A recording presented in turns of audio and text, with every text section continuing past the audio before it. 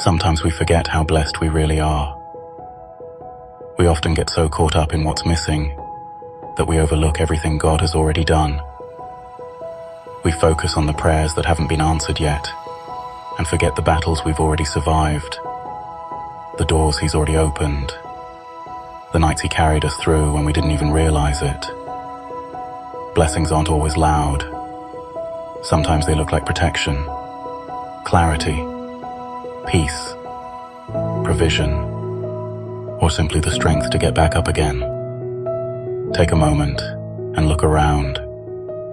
You're here. You're breathing.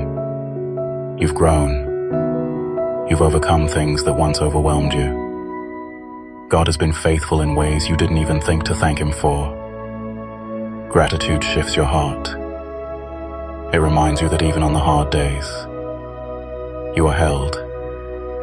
You are covered and blessed beyond what you see, in ways God has been working long before you even knew you needed it. God loves you so much.